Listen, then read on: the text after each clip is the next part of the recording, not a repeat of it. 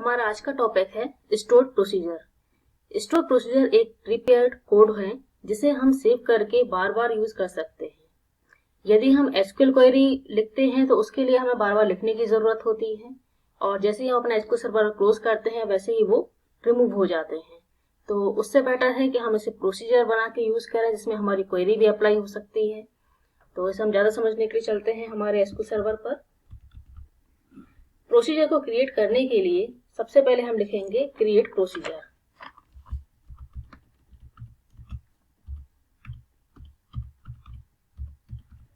इसके बाद में हम यहाँ लिखेंगे dbo डॉट, यहाँ लिखेंगे हम प्रोसीजर का नाम।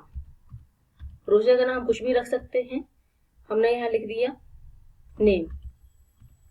नेम लिखने के बाद में यहाँ लिखेंगे हम एज बिगिन, और यदि हमें किसी टेबल से पूरा रिकॉर्ड डिस्प्ले कराना है तो इसके लिए हम यहाँ लिखेंगे सेलेक्ट एस्ट्रिक फ्रॉम, टेबल का नाम है कंट्री। इसके बाद हम यहाँ लिखेंगे एंड, और एंड के बाद में यहाँ आएगा गो।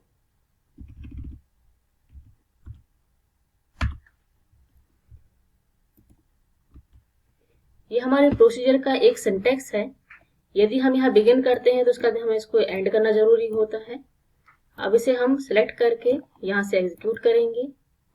हमारा प्रोसीजर बन चुका है। अब इसका रिजल्ट देखने के लिए हमें लिखना होता है exec, जो कहलाता है एग्जीक्यूट। इसके बाद में हमारा जो प्रोसीजर का नाम है उसे यहाँ से हम कॉपी कर लेंगे।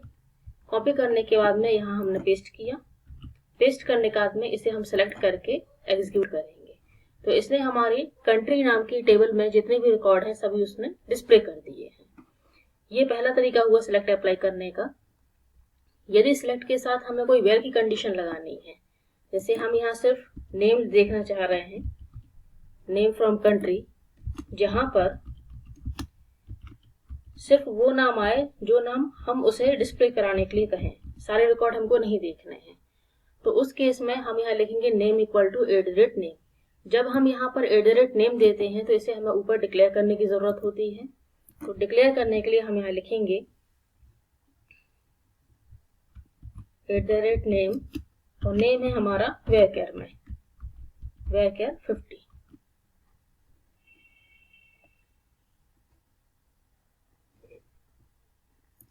यहाँ हमारा कंट्री नेम है कंट्री अंडरस्कोर नेम, यहाँ भी आएगा कंट्री अंडरस्कोर नेम, और यहाँ भी हम लिखेंगे कंट्री अंडरस्कोर नेम, और इसे हम ऊपर डिक्लेयर कर देंगे।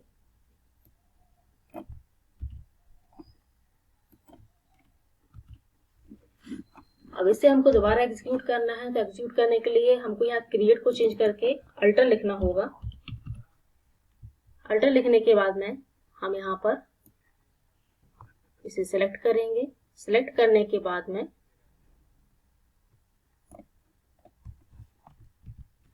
इसे एग्जीक्यूट करेंगे। कमांड सक्सेसफुल है। अब हमको इसका रिजल्ट डिस्प्ले कराना है, तो इसके लिए हमने यहाँ प्रोसीजर का नाम लिखा है, साथ ही हम यहाँ पर कंट्री देंगे। तो यदि कंट्री का नाम हमारे पास है इंडिया, और इंडिया लिखने के बाद में हम इसे एग्जीक्यूट करेंगे। तो इसने सिर्फ कंट्री नेम में हमको इंडिया ही डिस्प्ले करा है, इसने हमको सारी कंट्री यहाँ डिस्प्ले नहीं करी है क्योंकि हमने यहाँ वेयर की कंडीशन लगाई हुई थी। अब यदि हमें प्रोसीजर के थ्रू वैल्यू इंसर्ट करानी है तो उसके लिए हम यहाँ क्वेरी लिखेंगे इंसर्ट इनटू, हमारी जो टेबल का नाम है कंट्री। कंट्री के बाद में दोनों कॉलम के नाम आएंगे यहाँ कंट्री आईडी और कंट्री नेम। इसके बाद हम लिखेंगे वैल्यूज। फिर से इन दोनों कॉलम के नाम आएंगे और @ के साथ। इसके आगे हम लगाएंगे @ और कंट्री नेम के आगे भी लगाएंगे हम @।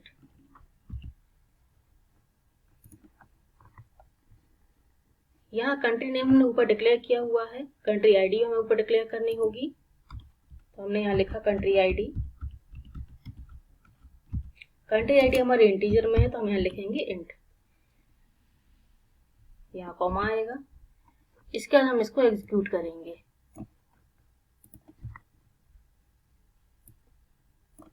एग्जीक्यूट करने पर हमारी कमांड सक्सेसफुली चल चुकी है। अब हमें जब वैल्यू इंसर्ट करनी है तो हम यहाँ पहले हमारी आईडी देंगे। आईडी में जैसे मैंने दे दिया 102, कॉमा नेम यहाँ में हमने दे दिया यूएस। अब इसे हम एग्जीक्यूट करेंगे। 1 रो अफेक्टेड है और हमको देखना है कि हमारी रो इंसर्ट हुई है या नहीं हुई है, तो इसके लिए हम एक बार सेलेक्ट चलाएंगे। Statistic from country,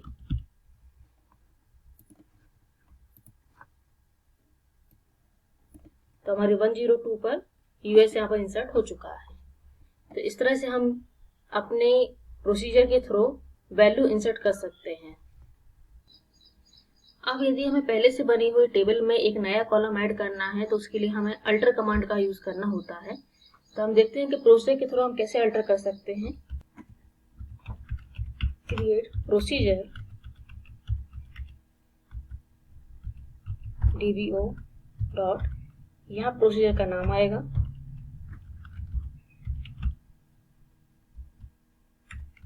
as begin. Begin के बाद में हम अल्टर की क्वेरी लिखेंगे। अल्टर टेबल, टेबल का नाम है एम्प्लॉय। यहाँ हमें एक नया कॉलम ऐड करना है, लास्ट नेम। लास्ट नेम का हम डेटा टाइप दे देंगे varchar और इसका एक साइज देंगे। साइज देने के बाद में हम लिखेंगे एंड, एंड के बाद हम लिखेंगे गो। इसे हम सेलेक्ट करके एग्जीक्यूट करते हैं। कमांड सक्सेसफुल है। हम चेक करेंगे कि हमारी टेबल में नया कॉलम ऐड हुआ है या नहीं, तो इसके लिए हम सेलेक्ट चलाते हैं स्टैटिस्टिक फ्रॉम एम्प्लॉय।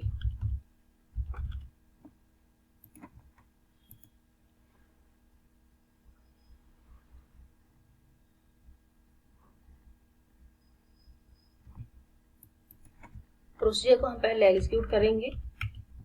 एग्जीक्यूट करने के लिए exec और हमारे प्रोसीजर का नाम यहाँ हम पेस्ट करेंगे। पेस्ट करने के बाद में इसे हम रन करेंगे। हमारा प्रोसेस सक्सेसफुली कंप्लीट हो चुका है। अब हम चेक करेंगे हमारी टेबल में कि नया कॉलम ऐड हुआ है या नहीं, तो इसके लिए हमें सिलेक्ट चलाना होगा स्टैटिस्टिक फ्रॉम एम्प्लॉय। इसे हम रन करेंगे। ये देखिए एक नया कॉलम ऐड हो चुका है। अब जो नया कॉलम ऐड हुआ है अभी सबकी वैल्यू नल आ रही है। अब यदि हमें इसके अंदर वैल्यू इंसर्ट करनी है तो इसके लिए हमें अपडेट चलाना होगा। तो अपडेट को हम इसी में ऐड कर देते हैं। यदि हम यहाँ पर अपडेट करना चाह रहे हैं तो हमने यहाँ लिखा अपडेट, टेबल का नाम आएगा employee, set last name equal to, यदि हमें लास्ट नेम जेन ऐड करना है तो इसके लिए हमें एक कंडीशन देनी होगी कि हमें ये लास्ट नेम कहाँ एंटर करना है जहाँ पे कि फर्स्ट नेम निकिता है। तो हम लिखेंगे वेयर नेम इक्वल टू @नेम, जो भी नाम हम रन टाइम पर दें उस नाम के साथ जेन लास्ट नेम ऐड होकर हमको दिखे। तो इसके लिए हम यहाँ पर पहले जो नेम है, नेम नाम के वेरिएबल को डिक्लेयर करेंगे। तो हम लिखेंगे @नेम, नेम का डेटा टाइप, यहाँ उसका साइज, और यहाँ क्रिएट की जगह हमें लिखना होगा अल्टर। इसे सेलेक्ट करके एग्जीक्यूट करेंगे। कमांड सक्सेसफुली है। और यहाँ दोबारा एग्जीक्यूट करने से पहले हम एक नाम दे देंगे। हमने भी नाम दिया है निकिता, तो निकिता नाम देने के बाद हम इसे एग्जीक्यूट करेंगे। 1 रो अफेक्टेड। हम चेक करते हैं कि निकिता के साथ जेन लास्ट नेम ऐड हुआ है या नहीं, तो इसे हमने एग्जीक्यूट किया। देखिए यहाँ पर निकिता के साथ जेन लास्ट नेम ऐड हो चुका है। तो इस तरह से हम अपनी टेबल को अल्टर करके नया कॉलम ऐड कर सकते हैं और साथ ही नए कॉलम में हम अपडेट के थ्रू वैल्यू इंसर्ट कर सकते हैं। अब यदि इस टेबल में हम किसी रो को डिलीट करना चाहते हैं तो उसके लिए हमें यहाँ डिलीट की क्वेरी लिखनी होगी। यहाँ हम लिखेंगे डिलीट फ्रॉम, टेबल का नाम employee, where employee ID equal to employee ID, और एम्प्लॉय आईडी को हमें ऊपर डिक्लेयर करना होगा। आईडी हमारी इंटीजर में है।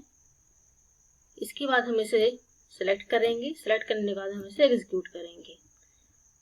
अब हमको हमारी एम्प्लॉय आईडी के बेस पर कोई रिकॉर्ड डिलीट करना है, तो हमने यहाँ एम्प्लॉय आईडी 1 दे दी है। 1 देने के बाद में हम इसे एग्जीक्यूट करेंगे, और एग्जीक्यूट करने के बाद हम सिलेक्ट चला के देखेंगे।